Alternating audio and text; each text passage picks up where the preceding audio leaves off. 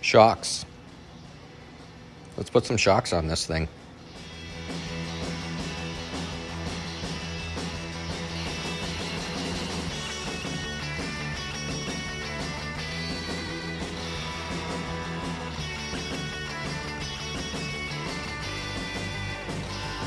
Okay, so we got these shocks here. I got these from my pal Chris at Bumper to Bumper. He brought them in for me, especially for this car. They are a Monroe 5752, which is for a 1949 Plymouth. If you go to the parts store, order a shock for a 49 Plymouth. And they are nice, short, little shocks. I read somewhere that these are kind of what the Pete and Jake's shocks are based off of, but like everything you read on the internet, how do you know if it's actually true or not? Regardless, they're a nice short length and they work great on hot rods. I've used them before and never had an issue. So we got to mount this. How are we going to do that? I got these little tabs. These little tabs here. Aren't those great? So, you know my 283 motor plates that I make? Well, let me show you something cool here. When I make those, let's go over here. When I cut those out, there's a lot of wasted material in there. So, I cut these little tabs out to kind of take up the excess material that would normally go for scrap. And I use those for shock tabs. They're a little bit thick, they're 1/4 inch, which you probably don't need that thick, but I mean, it was gonna go to scrap, so I figured why not use it, even if it is a little thick. Having a thick shock mount isn't necessarily a bad thing.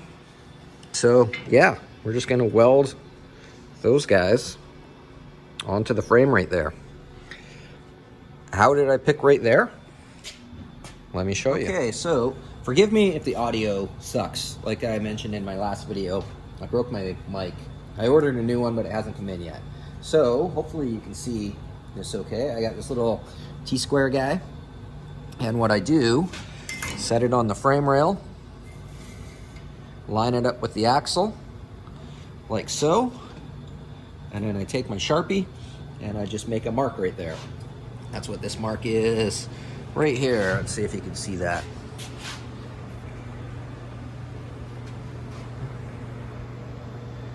Then, for the top, once again, I take this T-square and I take this edge right here and I set the edge on top like that. And then I take my Sharpie and make a mark. So, with those two marks right there, now I can take this guy, line that edge up, square it up like so, and tack it there, and tack it there. Let's do that right now.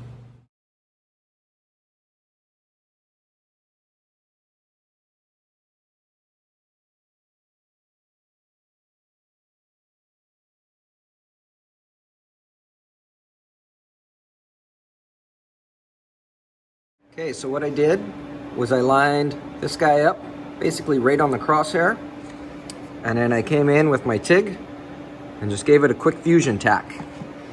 Then I lined this edge up here with my straight edge, the little Sharpie mark that I made, pulled it over here, and gave that a little fusion tack. So they are now sitting where I want them to sit. I can probably undo the shock now, take it out of there and give it another tack down on the bottom, and then we will figure this end out. So right now I've got, it's not touching, but it's pretty close, which is about where I want. It's hard to tell in the video, but there's like a 1/4 inch. So let's do that.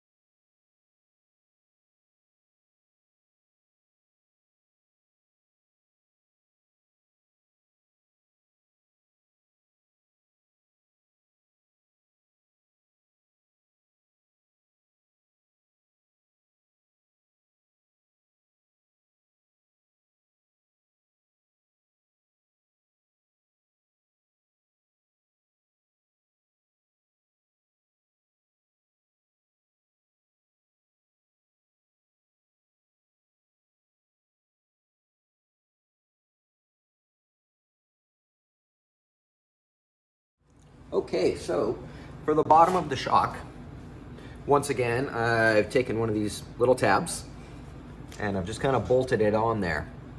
Another thing I've done is compress the shock all the way and put a mark where it bottoms out with a white grease pencil, like that.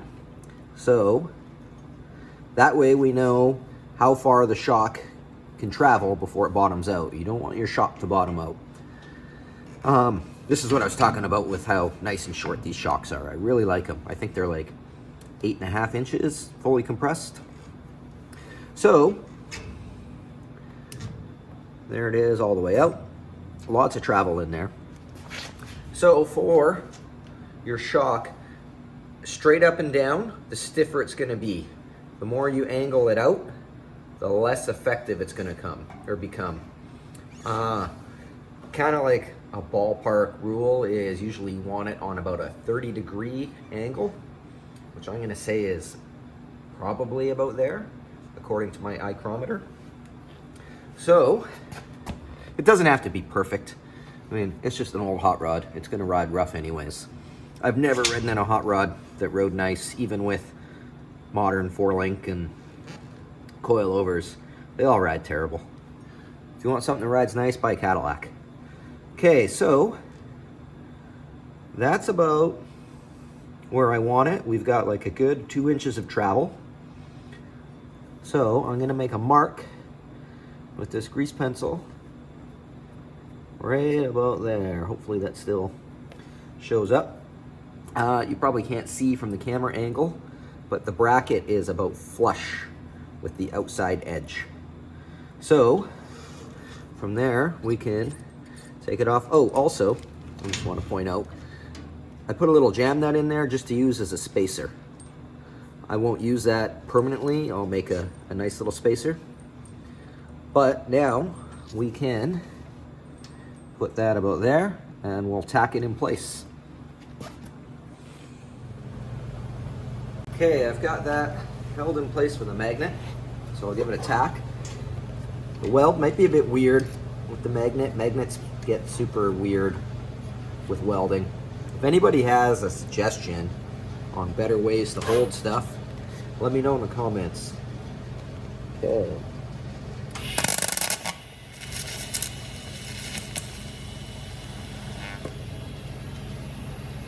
There's one side.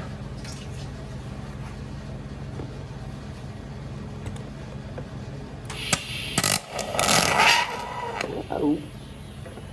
Might have to get in a better position. Actually, let's get this magnet out of here now. Okay.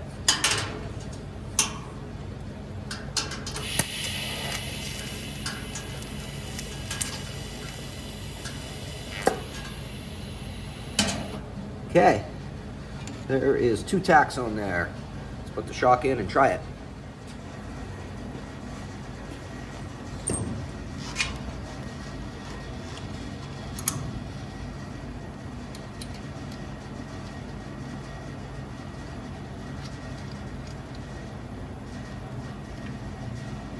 Okay, there we have it. Shocking. So, there you can see, we got a fair amount of travel actually, a bit more than I originally thought, which is all right. In a perfect world, you kind of want this to be about the center of your travel, and just by eyeballing it, I think we're pretty close. So I just got to do the other side now. And then I think all the welding is done on this rear end. I can blow it apart and fully weld it. Here's what it looks like underneath. I'll probably, when I get it apart and up on the bench, put a little gusset in there. But I'm pretty happy with how this worked out.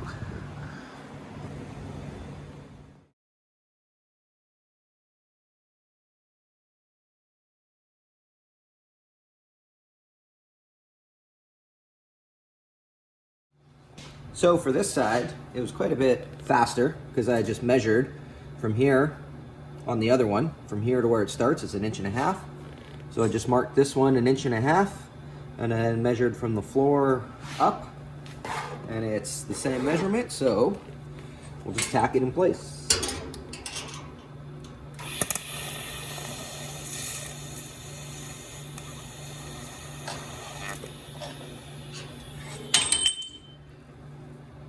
Get the magnet out of there.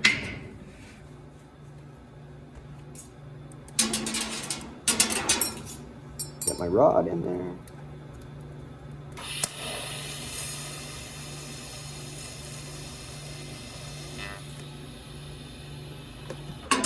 Okay, let's try this side.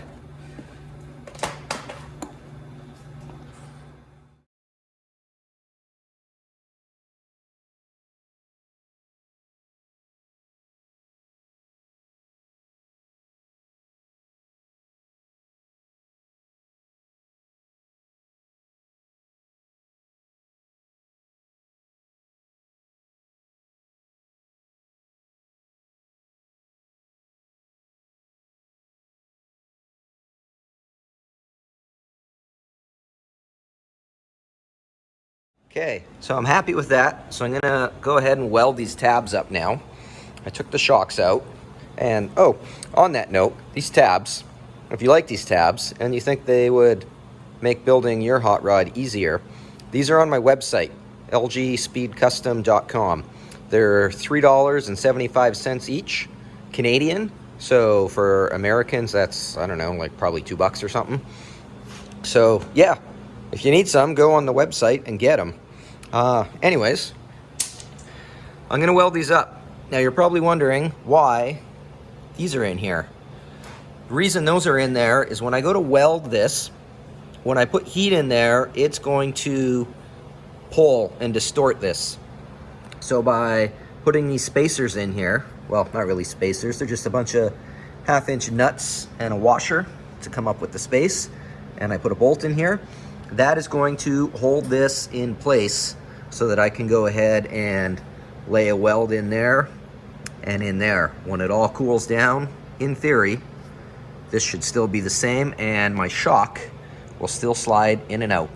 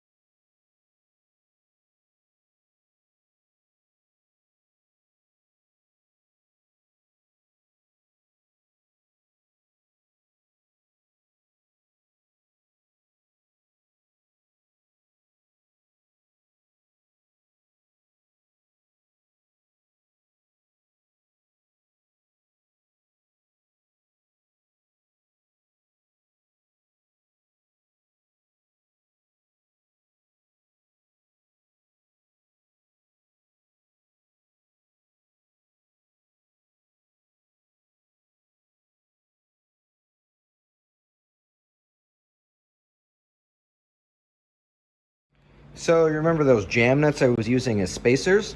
I just took this piece of tubing. This is actually the center out of an old shock. You know, when you buy shocks, sometimes they got those little metal tubes. So that's what that used to be, and I just cut 2 little spacers out of it. So I'll use those with a washer for the bottom.